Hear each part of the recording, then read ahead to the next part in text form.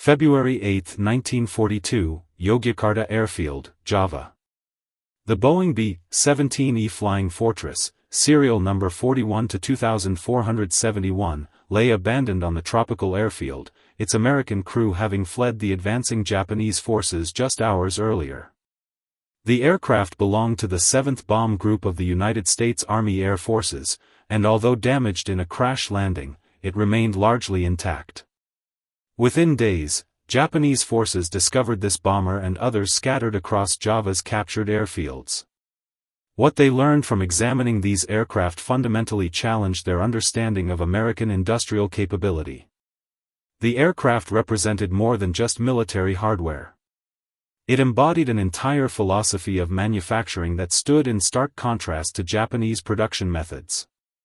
Over the next 3 years, Japanese engineers systematically examined captured B-17s, documenting every aspect of their construction.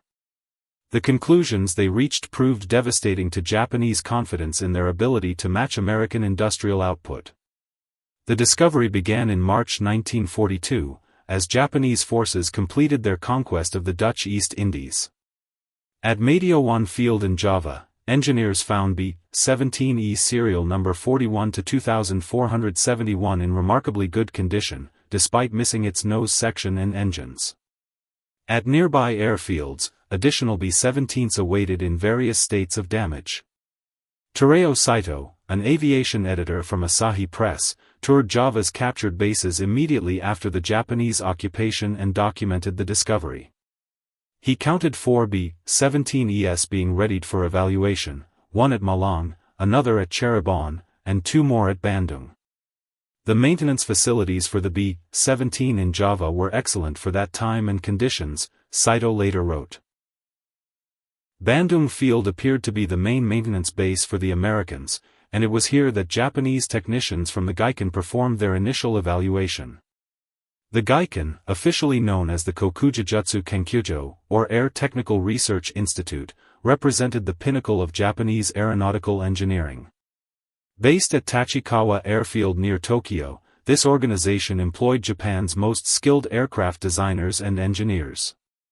When word reached Tokyo that intact B-17 bombers had been captured, the Gaiken immediately dispatched technical teams to Java.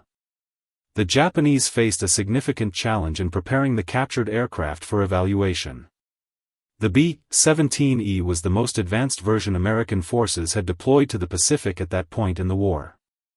Its systems were more complex than anything in the Japanese inventory. Using parts salvaged from multiple damaged B-17s and employing captured Allied mechanics pressed into service, Japanese engineers began the painstaking work of restoring at least 2 B-17Es to flying condition. The work required months of effort. Engineers had to understand electrical systems, hydraulic systems, and engine installations that differed fundamentally from Japanese designs. They studied instruction manuals captured along with the aircraft, translating technical documentation and learning American engineering practices. By late 1942, Japanese engineers successfully restored 2 B-17Es to airworthy condition. A third aircraft, a B-17D captured at Clark Field in the Philippines, had already been flown to Japan earlier in the year. The decision was made to transport the restored Java B-17Es to Japan for comprehensive evaluation. The flight required elaborate preparation. The route took the bombers through Singapore and northward to Japan, a journey of thousands of miles over territories recently conquered by Japanese forces. Every air defense unit along the route received advance notification. Fighter escorts were assigned, and a Nakajima L-2D transport, the license-built version of the Douglas DC-3, accompanied the bombers as a mothership. In May or June 1943, the 2 B-17Es successfully arrived at Tachikawa Airfield near Tokyo. They joined the B-17D that had arrived earlier from the Philippines. Japanese engineers now possessed 3 examples of America's primary heavy bomber for detailed study. Major Kazuyuki Saito of the Imperial Japanese Army Air Force headed the evaluation team at Tachikawa. An aeronautical engineer with extensive experience in aircraft design and testing, Saito assembled a team of specialists to conduct a comprehensive examination. His team included Lieutenants Shioyama, Kurusu, and Ohara, and Army Assistant Engineer Shimamura. Major Uno and Captain Yagi served as test pilots, while Army Engineer Kaneko conducted detailed studies of the engines and propulsion systems. The team's assignment was clear: document every aspect of the B-17's design, construction, and capabilities. Since the Japanese had also captured complete instruction manuals for the aircraft, no detail would be overlooked. Every system was tested, every component examined, every manufacturing technique analyzed. The examination began with the airframe structure. Engineers carefully documented construction methods, measuring rivet spacing, panel thickness, and structural member dimensions. What they discovered immediately challenged assumptions about American manufacturing. The consistency of construction across all three captured aircraft proved remarkable. Rivet holes aligned precisely between different aircraft. Structural components appeared interchangeable. Panel forming showed identical characteristics across multiple examples. This was not the work of individual craftsmen adapting parts to fit specific aircraft. This was systematic mass production using standardized components manufactured to precise tolerances. Japanese aircraft production relied heavily on skilled workers who fitted components individually to each airframe. No two Japanese aircraft were truly identical. Parts from one aircraft often required adjustment before fitting another. Repairs in the field demanded skilled technicians who could modify replacement parts to match the specific aircraft being repaired. The American approach appeared fundamentally different. The B-17's construction suggested that any part manufactured to specification would fit any aircraft of the same model without adjustment. This level of standardization required manufacturing precision that Japanese factories had not achieved. The engines provided even more dramatic evidence of American mass production capability. The Wright R-1820 Cyclone radial engines powering the B-17 consisted of hundreds of precisely machined components. Engineers disassembled the engines completely, measuring clearances and tolerances throughout. What they found astonished them. Every component was machined to tolerances measured in thousandths of an inch. Crankshafts, connecting rods, cylinder barrels, and pistons all showed identical dimensions across different engines. The maintenance manuals confirmed what the physical examination suggested. American mechanics in the field were expected to replace major engine components without any fitting or adjustment. A cylinder from one engine would install directly into another engine. A crankshaft was a crankshaft, precisely interchangeable with any other of the same model. This stood in stark contrast to Japanese engine production. Japanese aircraft engines required skilled assembly by experienced technicians. Components were often hand-fitted to achieve proper clearances. Field maintenance demanded highly trained mechanics who understood how to adjust and modify parts. The American system eliminated the need for such specialized skills by ensuring that precision was built into the manufacturing process itself. The hydraulic system demonstrated similar principles. Japanese engineers examined the actuators, valves, and control mechanisms throughout the aircraft. Fittings used standardized threads. Lines connected with identical couplings throughout the system. Any hydraulic component could be removed and replaced without modification. The electrical system showed even more sophisticated standardization. Every wire connection used machine-crimped terminals rather than hand-soldered joints. Wire gauges followed consistent standards throughout the aircraft. Circuit breakers, switches, and instruments appeared to be modular units designed for quick replacement. Japanese aircraft electrical systems typically required skilled electricians who could solder connections, adjust contacts, and troubleshoot complex wiring. The B-17's electrical system was designed so that a mechanic with basic training could replace entire assemblies using simple tools. The oxygen system for the crew included precision regulators controlling flow to each crew position. In Japanese aircraft, such regulators would be assembled by highly trained specialists. The B-17's regulators bore manufacturer stamps indicating they were produced by automobile parts suppliers, companies with no prior aircraft experience. This discovery carried profound implications. American industry possessed such depth that automobile parts manufacturers could produce precision aircraft components simply by applying their existing manufacturing capabilities to new products. The bomb release mechanisms told a similar story. Japanese bomb racks required careful adjustment by armament specialists. The B-17's bomb shackles were self-adjusting mechanical devices requiring no calibration.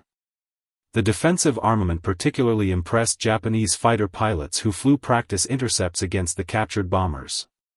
13 Browning M2.50 caliber machine guns provided overlapping fields of fire covering virtually every approach angle. Each gun could fire up to 600 rounds per minute.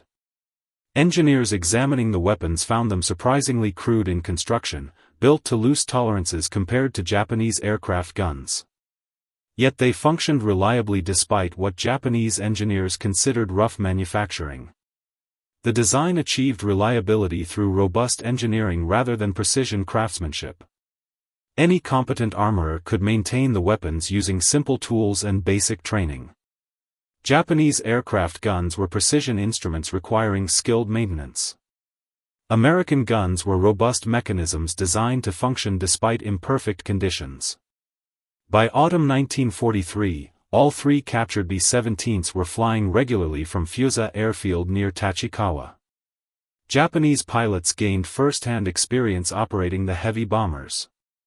Test flights documented performance characteristics, handling qualities, and operational procedures.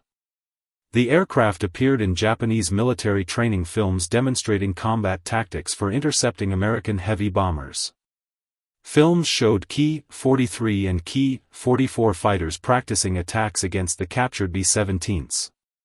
These films sometimes featured the B-17D repainted with American insignia, occasionally escorted by a captured Curtiss P-40 fighter for additional realism. The films played in Japanese public theaters as propaganda, showing Japanese fighters successfully engaging American bombers. What the propaganda films did not show was the sobering conclusion Japanese fighter pilots reached after extensive practice intercepts. Even when Japanese fighters successfully attacked the bomber, the B-17's defensive firepower and structural strength made it a formidable opponent.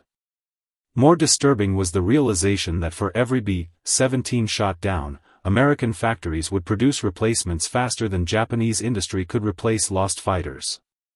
In February 1943, Asahi Press published a comprehensive book titled Anatomy of the Enemy's Aircraft.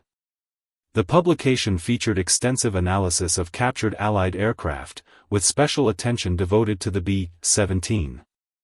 Photographs showed every major component. Technical drawings illustrated critical systems.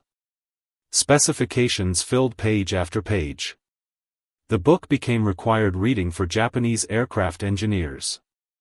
Mitsubishi engineer Hisanojo Ozawa, designer of the Ki-21 and Ki-67 twin-engine bombers, contributed an article on the B-17. Ozawa's analysis proved revealing in what it acknowledged and what it carefully avoided stating directly. He noted that the B-17E represented modifications to a design that first flew in 1935, suggesting the aircraft was based on outdated concepts. Martin B-10S and Handley Page Hayfords of the same vintage had already been phased out of service, Ozawa observed. Yet he admitted that improvements had made the B-17 a first-line combat aircraft, and that the original design had been extremely good.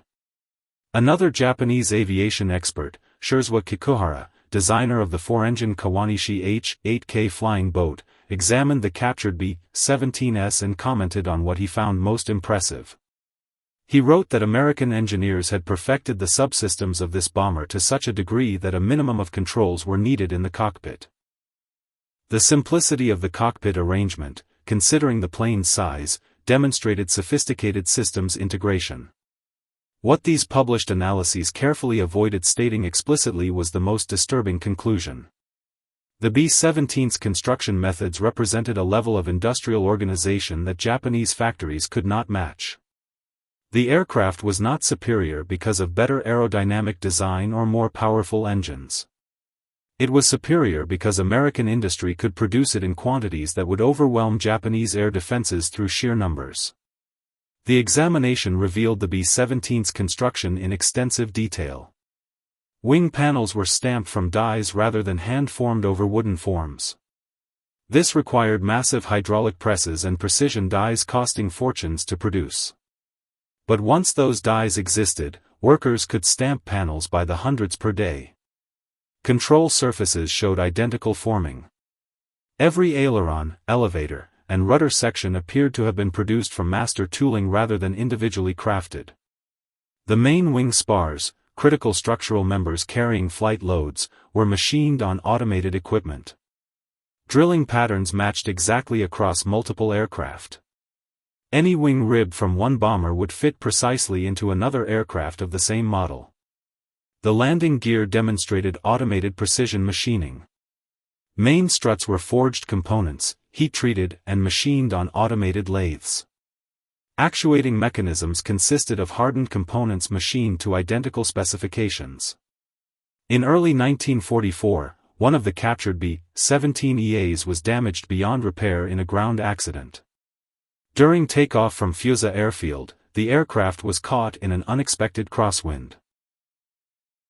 Its right wing collided with a parked Ki-49 bomber. Both aircraft were destroyed. The incident provided an opportunity for destructive examination.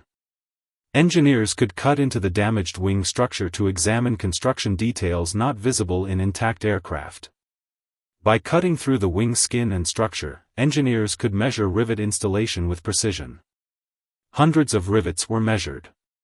Diameter variation proved minimal, less than 0.02 of an inch. Installation depth varied by less than 1/10,000th of an inch.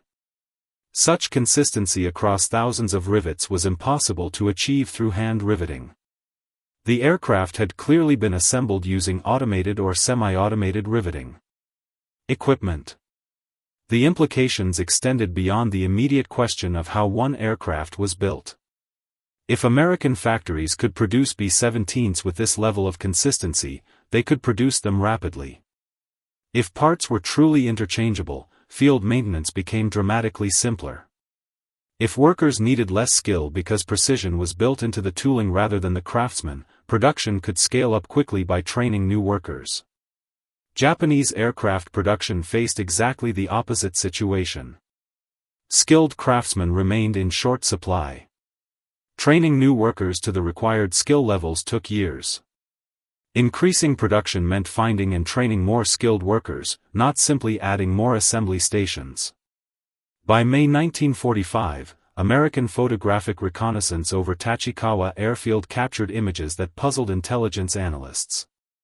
Clearly visible was what appeared to be a new type of Japanese four-engine bomber or transport. Analysts estimated the aircraft's wingspan at approximately 104 feet. The mysterious aircraft was designated Tachikawa 104 based on the estimated wingspan and its location. As weeks passed without additional information, speculation grew about Japan's apparent development of a new heavy aircraft, despite intensive bombing of Japanese aircraft factories. None of the American analysts who examined the photographs suspected the truth. The mysterious aircraft was actually one of their own B-17E Flying Fortresses, still undergoing evaluation by Japanese engineers 4 years after its capture. The extensive evaluation of captured B-17s had surprisingly little impact on Japanese bomber design. Japan attempted to copy the Douglas DC-4E transport as the Nakajima G-5N bomber. Its other four-engine land-based bomber, the Nakajima G-8N, which entered production near the war's end, used more advanced structural designs that gained nothing from the B-17's airframe engineering. There is evidence, however, that components and systems from the B-17 influenced later Japanese aircraft. Most notable were attempts to perfect turbo-superchargers for high-altitude performance. Several advanced Japanese designs including the Army's Tachikawa Ki-74, Mitsubishi Ki-83, and Nakajima Ki-87, as well as the Navy's G-8N and Mitsubishi J-2M, failed to reach their full potential mainly because Japan could not successfully implement turbo-supercharger technology. The problem was not understanding the technology. Japanese engineers who examined the B-17 understood how turbo-superchargers worked. The problem was manufacturing. Turbo-superchargers required high-temperature alloys and precision manufacturing that Japanese industry could not consistently produce. Even when experimental units were built, they proved unreliable. The same manufacturing limitations that prevented mass production of standardized B-17 components prevented development of advanced engine technologies. By 1944, the cumulative evidence from examining captured American aircraft led thoughtful Japanese engineers to sobering conclusions about relative industrial capabilities. American aircraft production reached 96,000 aircraft in 1944. Japan struggled to produce 28,000, but the disparity in numbers understated the real gap. American aircraft consisted of thousands of precisely manufactured interchangeable parts. They could be maintained by mechanics with basic training using standardized replacement components. They could be repaired in the field quickly and returned to service. Japanese aircraft remained craftsman-built machines requiring skilled technicians for maintenance, specialized parts for repairs, and constant adjustment to remain operational. Each American aircraft represented greater actual combat capability because it could be kept flying with less effort and fewer specialized resources. The production system that enabled this output was visible in the B-17's construction. Boeing's Plant 2 in Seattle had produced 6,981 B-17 by the time production ended in April 1945. At peak production, 16 complete B-17 rolled off the assembly line every day. Douglas Aircraft in Long Beach produced 3,000 B-17s between July 1942 and July 1945. Lockheed Vega in Burbank built 2,750 B-17s between August 1942 and August 1945. Total B-17 production reached 12,731 aircraft from all three manufacturers.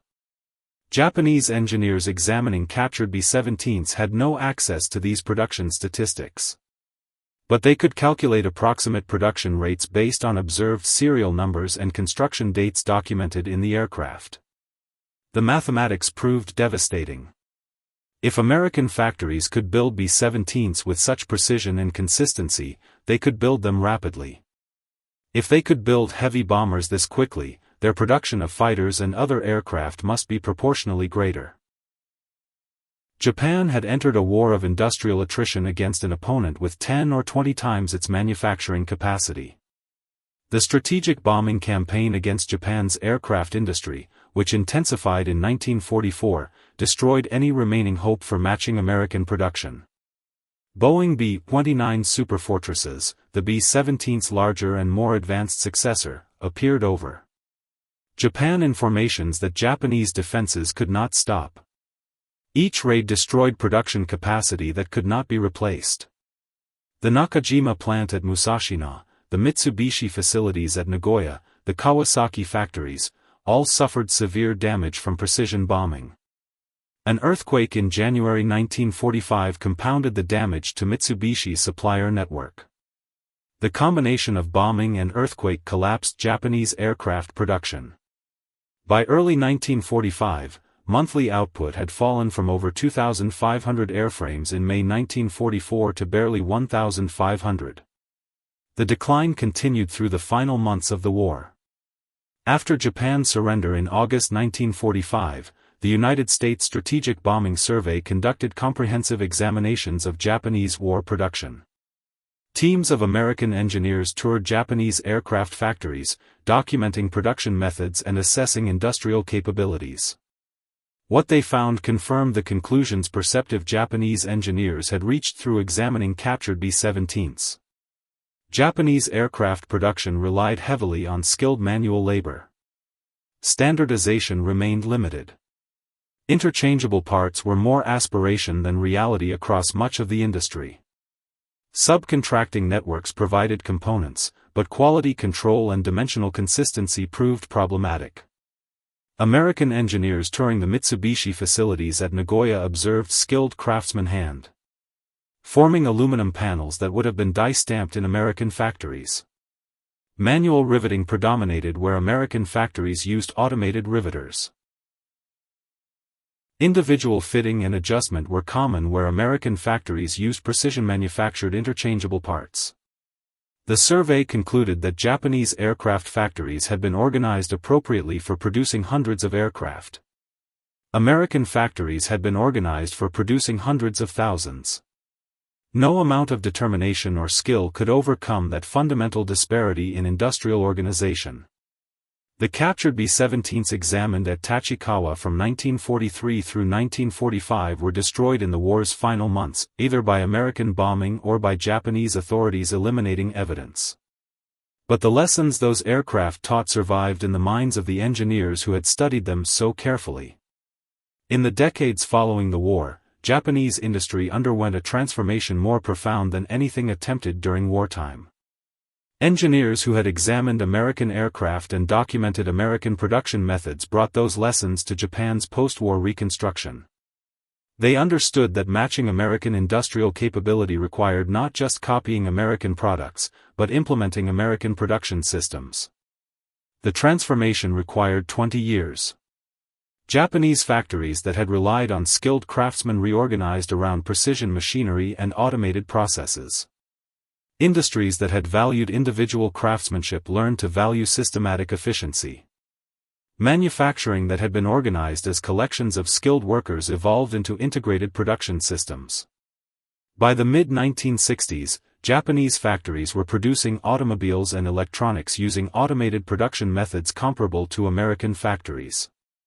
By the 1970s, Japanese manufacturers had refined those methods, developing production systems like Toyota's just-in-time manufacturing that improved on American mass production techniques. The skilled craftsmen remained valued in Japanese industry, but their role had changed. Instead of individually crafting products, they designed production systems and tooling that enabled less skilled workers to produce precisely manufactured products at scale. The precision that had once come from the craftsman's skill now came from the precision of the tooling and equipment.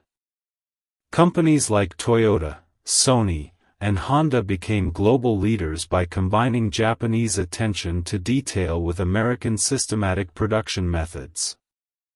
The quality that Japanese products became known for resulted from production systems designed to build quality into the process, rather than relying on skilled workers to individually craft quality products. In the 1980s, when American manufacturers faced intense competition from Japanese imports, American engineers toured Japanese factories to learn efficiency techniques. The irony was not lost on those who remembered the wartime examination of captured American aircraft. The story of Japanese engineers examining captured B-17 bombers became a case study in Japanese engineering schools. It illustrated how examining an opponent's products could reveal fundamental principles of industrial organization. It demonstrated that success required understanding not just what competitors produced, but how they produced it. The captured B-17s had taught Japanese engineers that modern industrial warfare was won not by superior craftsmanship, but by superior production systems. Not by building better individual aircraft, but by building adequate aircraft in overwhelming numbers. The captured B-17s themselves were long gone, destroyed during the war's final months, but their impact endured in the evolution of global manufacturing. The aircraft that once symbolized the United States' wartime industrial supremacy ultimately became a blueprint for Japan's economic recovery. In a historical sense, the examination of those bombers marked a turning point, a moment when Japan's engineers began to understand that industrial power was measured not only by innovation, but by organization, precision, and reproducibility. The lessons of Tachikawa represented more than a study in aeronautical engineering. They revealed the structure of modern industrial civilization itself, where the outcome of wars and the rise of economies alike depended upon mastery of the production line. The B-17 Flying Fortress, born in American factories before the war, thus played an unexpected role in shaping the future of Japanese industry long after the guns of World War II fell silent.